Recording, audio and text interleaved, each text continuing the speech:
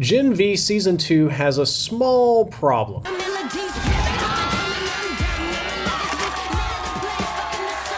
I've been playing a little bit of TV catch-up lately, and I just finished watching Gen V Season 2. This is a show that I initially did not have a lot of hope for, but was pleasantly surprised by the overall quality and storytelling abilities of Season 1. I'm personally a big fan of The Boys TV show, and have also read all of the comics, which you can see collected on display in my own personal comic library here. This is a show where, once again, somebody was able to adapt the juvenile comic work of Garth Ennis into something that's much more interesting.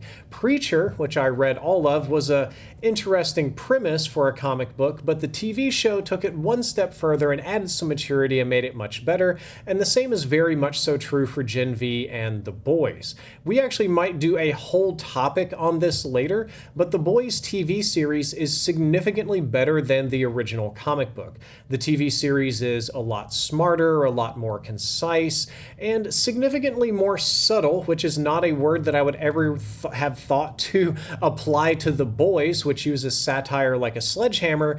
But if the TV show uses satire like a sledgehammer, the comic book uses it like a bulldozer. It is there's still a huge magnitude of difference there. For now, let's talk about Gen V. Gen V is a spin-off series from The Boys that focuses on young adult soups going into Godolphin University, or God-U, love the name, in hopes of becoming superheroes and one day joining the Seven like Homelander or Queen Maeve.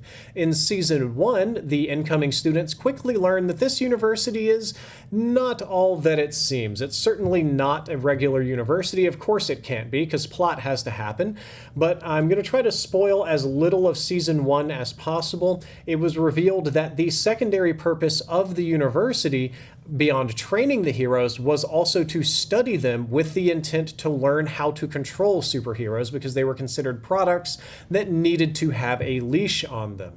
So on one hand, it's a crime-fighting school, and on the other hand, it is a research university. It's just that the students are the things being researched. They are the guinea pigs, and not all of them are even in the main school. There's this awful, nasty prison underneath that is also a major plot point, where they put in students that have either fallen out of favor or are too powerful to be left on campus.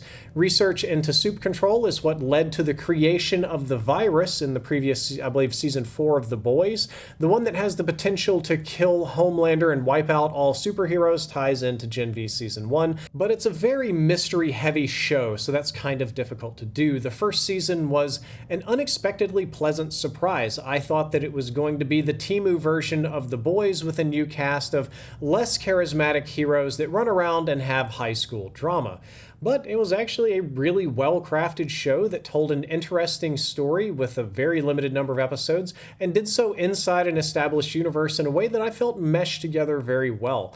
All of the characters were interesting and likable for the most part. Of course, there are exceptions. Of course, there are bad guys, but all of the main characters have motivations. They have personality traits. They have growth. They have change. They're doing things. The acting is very good. The pacing is very good. The structure is good. And it's clearly a high-budget show because all the special effects, which is the gore and violence, is just as good as the main The Boys. A little bit of it might fool you because they clearly have one area of the university they can film in and a couple of dorms, and we reuse these sets over and over and over again, but there's still enough going on where you're probably not going to notice it. Similarly, I think Gen V does a fantastic job on delivering on the goods in terms of violence, gore, nudity, and all of those mature adult things that you would expect from the franchise of The Boys. So Gen V Season 1 and Gen V Season 2, to a lesser degree, also have some of the best and most tactically used crossover cameos of any current TV series. We got a lot of the main cast from The Boys coming in and interacting with characters in Gen V for extended periods of time, a lot more than a blink if you miss it, a true direct plot crossover in the best possible way, and it feels connected to the Boys universe in that good way, and most of the Boys themselves even end up showing up in Gen V, or Gen V characters show up in the Boys. So I was really excited to hear that it got a second season. I thought it might have been a one and done to set up some other stuff, but I got a little tied up with my personal life and didn't get an opportunity to watch it until just now. And once again, I started off as a hater. I really disliked the first 1 to 2 episodes, and I started thinking that this season was going to be a stinker. But by the time we got to the end, the show had done a complete reverse Uno on me, and I rather enjoyed the entire second season. Even the first episodes that I initially hated, by the time I reached the end, I had kind of changed my opinion on. So let's talk details, starting with those initial annoyances and things that drove me crazy. Then we're going to talk about some of the good stuff. So in the bad section, the first thing I want to mention right off the rip, season 1, episode 1, and a little bit in episode 2 as well, it felt like almost like a procedural cop show, like a like a detective show, or like Lucifer, which is a parody of those shows, really. But there was all these sort of procedural, very stage play-esque excuses, or not even stage play-esque, like very like lazy TV kind of excuses to get the whole gang of characters back together again. Because the first season ends on a pretty dour note with a lot of people split up and a lot of things happening that certainly aren't students going to school. So lots of these very convenient plot points had to be set up to get everybody pardoned out of prison, escaped from prison, back in school, going to class, trying to have a life, instead of just living their life on the lam as a criminal. There was also some plot elements early on and a little bit throughout the season, but not terribly so. I would call it the CW special of the CW has 23 episodes to fill for an entire season, and one of the biggest driving plot factors is one character does not have time to talk to another. Like, your girlfriend thinks that you cheated on her, but Mr. Freeze is attacking the city. I don't have time to talk about this. We just have to go do it. So the problem builds. They definitely did that a few times. There were a few times in Gen V where the plot was driven by characters that did not have time to talk to each other, and that is kind of a pet peeve of mine. But minimized as the season went on. There were, however, what I thought were major plot holes all over everything, and probably still are major plot holes all over everything. The students are in trouble, out of trouble, the best, the worst, the highest ranking, the lowest ranking. This person's good, this person's evil. They're constantly changing. The students are sneaking around, spying on the professors, doing plots and schemes to steal information and break into restricted parts of the university. And they get caught, but they get punished. And then there's this really arbitrary and convenient reason they all get released again and everything's fine, so they can go back to class despite being in jail like 3 or 4 times now.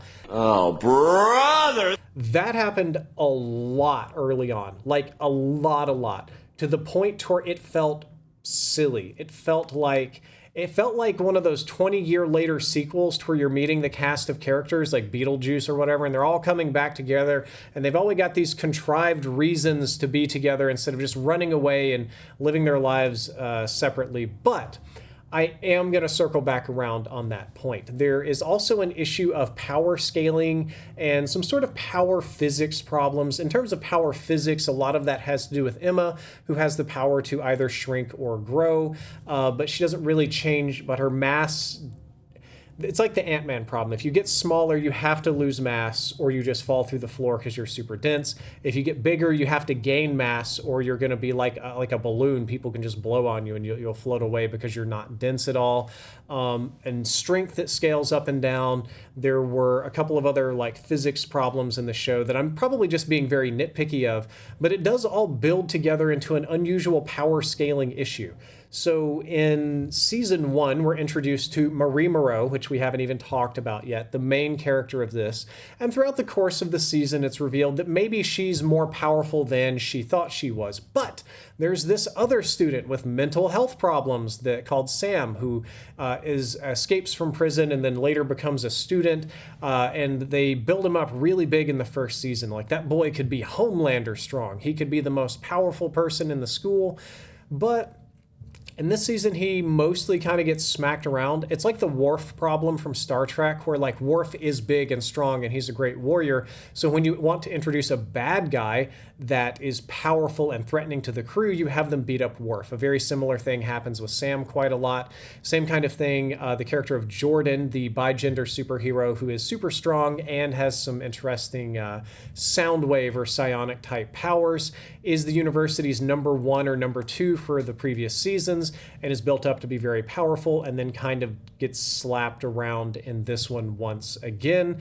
And the same kind of thing with Marie Moreau, because the main character involves a chosen one plot. There is a special birth, a destiny, you're built different, you could be stronger than Homelander, but also all of the other students could, and new characters kind of come and go and beat them up, or it's very sort of anime power scaling difficulty of, you think you kind of know like how strong a character is, and then they introduce a new character that knocks over that whole house of cards and it reshuffles.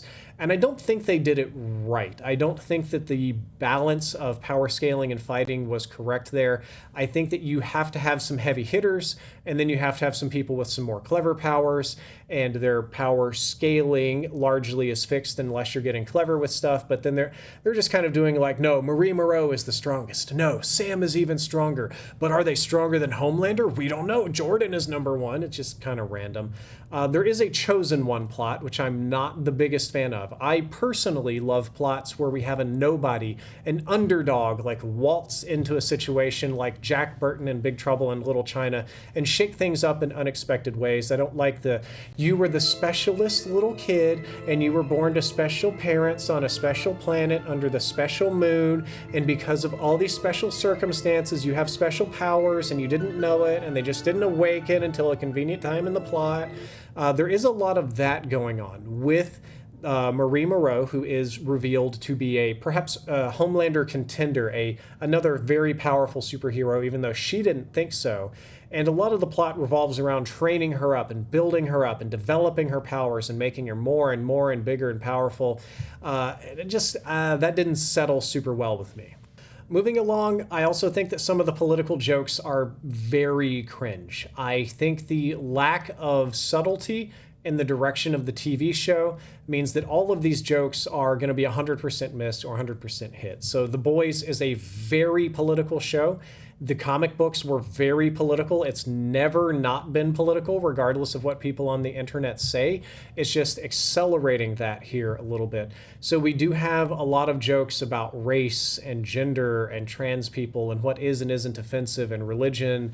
And, there's like this character who is, she invented the trad wife movement in the world of The Boys, but she's actually this nasty, sort of very shrewd person who did it purely for money. And there's jokes about alpha males and Alex Jones and conspiracies and testosterone levels and things like that, which, depending on your political bias and how you take these jokes, it's going to be all hit or all miss. I wish they were a little bit more subtle with some of the jokes. Some where I feel like I'm getting beat over the head with like a big dumb hammer.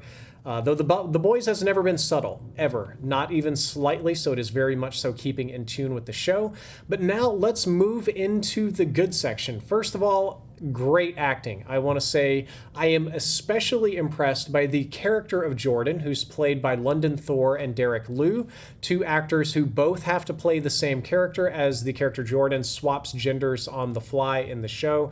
Super powerful bi-gender character, and they both have to wear the same clothes, swap in and out of the same scene, have the same mannerisms, the same motivations, the same facial expressions, the same everything. They did a great job on that. The main actor, Marie Moreau, is very good, and most of the cast is also very good, including the people that play Little Cricket and Sam, and even the new Professor Polarity, replacing their son, his son, who the real-life actor tragically died before this season could be filmed, and so they had to refilm and recast. I do think they got an absolutely fantastic new villain. The new dean of the school is a top-notch villain. I love the performance from Hamish Linklater. He does a great job at portraying this powerful, menacing, brooding kind of villain that is almost kind of likable. He has all these jokes and these fun things, and he finds it very fun that the students are trying to spy on him, and he's one step ahead of everybody, and he realizes that he's playing a big game and that all of these people are his chess pieces, and seems to enjoy when other people are playing the game and when other people can make a move that maybe he can't see. It's fun, and he's disappointed when the students' attacks on him are lackluster, so to speak. And I think a lot of the weirdness in the plot and the plot holes that I was complaining about in the earlier part of this video are there because the plot is a big setup plot for his overarching scheme. The dean of the school has a huge and important scheme for the main characters to force them to grow, to force them to develop their powers. He's a big believer in do or die, sink or swim sort of, triumph over adversity. So he wants to give these students challenging scenarios to make them think that they're going to get one over on the old dean and fight him back and get him in jail. But he's really just encouraging them to use their powers in a different way. And that's why a lot of the characters, they start out in prison, then they get out of prison, then they go back into prison, then they're back out of prison again. They're on Vaught's naughty list, and then they're off the list, and they're in this class and that class, and they're pushed to do this thing, and the dean caught them stealing, but they didn't go to jail again, and what's happening. And even the chosen one nonsense that I complained about earlier was just a manipulation from the dean to get the main character, Marie Moreau, to develop her powers because he had a use for them. He knew the full potential of her powers and wanted to push her to actually realize that, obviously not to make her a better student, but because he's got his own goals. And it all leads to an excellent finale. Just the last 2 episodes I thought were top-notch. I also think, once again, there is excellent use of cameos in this season, especially the ones from Giancarlo and Erin Moriarty. They fit into the story very, very well. That's Stan Edgar and Starlight, respectively. They both kind of come in unexpectedly at very important parts in the show to drive the plot forward. So do a number of other characters, but these 2 cameos were particularly top-notch. It gives us a little insight into what Stan Edgar and Starlight have been doing in the meantime, since they're both basically fugitives now. We get to see a little bit of their life. These cameos do tie in very, very well to the main series.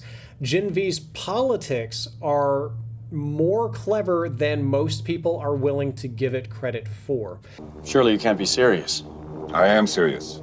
And don't call me Shirley. It's not subtle. It's not hidden. It's not something that you're supposed to have to figure out. It does hit you over the head like a hammer, but this particular show does some interesting things.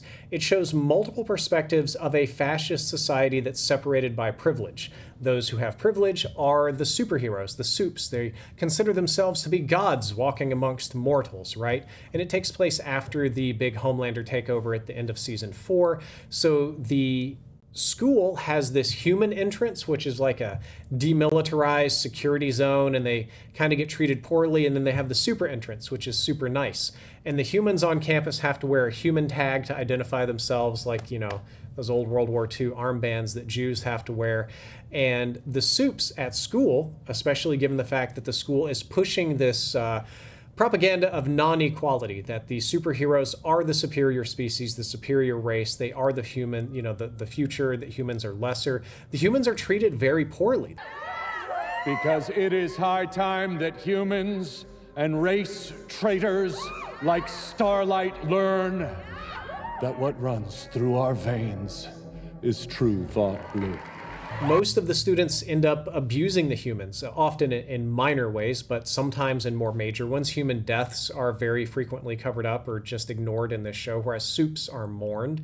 The school has this sort of ideology that I mentioned that they're pumping out everywhere about why they deserve to have all those privileges.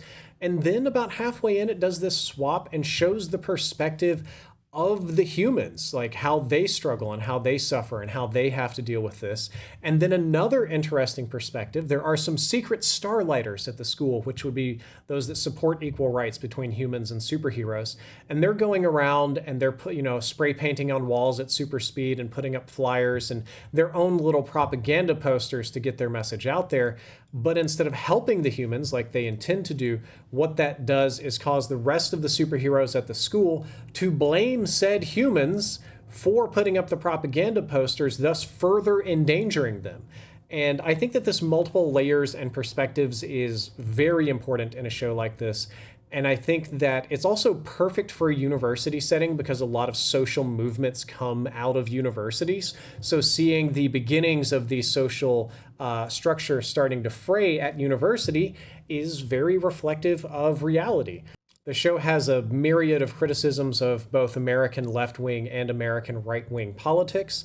The criticisms of the right-wing politics tend to be quite sharp. The criticisms of the left-wing politics, for the most part, are quite soft. The Starlighters thinking they're going to win a war through posters and just endangering random people being probably the strongest among them.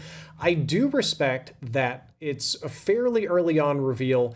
It's revealed that most of the people in power were influenced by either Nazi or Ku Klux Klan ideology, that they were racists, and that this quest to grant people superpowers and build a new race was born out of those sort of awful ideological movements. And you can still see their influence in the school and how they're still hurting students many generations later, even if the people perpetuating that harm, like the Deep, doesn't necessarily believe in all those things. Because you see the Deep talk about this very racist fraternity, about how a group of like-minded white people in Mississippi banded together to form a team, a brotherhood, to keep the Northerners out, and for no other reason. And we just kind of move on from that, right? And for no other reason. Whereas the Deep is shown to be romantically engaged with black characters in previous shows and not racist himself, but he doesn't care. Like, he's not racist, but racism isn't a deal breaker for him. Like,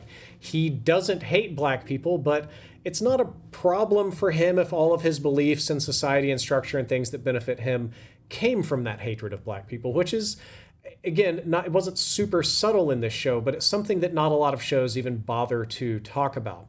And I'm going to kind of wrap up the politics discussion before I go too off the rails here.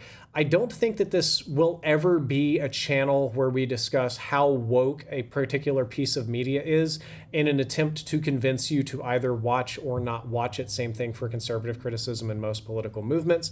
But art and politics do collide. We're going to talk about that from time to time. But on this channel for Bedside Media, I intend to take everything as it is, in the context of its time and its creators and the culture in which it was created and its intended meaning. And I will always give good credit where good credit is due for it being good art, regardless of the message. But we will always have to discuss the message in some capacity here, because sometimes the medium is the message or vice versa. So I thought it was very interesting. I really enjoyed the second season. I think the finale, the last 2 episodes, are top notch. I'm deliberately not talking about them here because I've spoiled a lot of the show and I don't want to spoil any more. But I hope you guys enjoyed this video. I hope you enjoyed my opinions and perspectives about this show.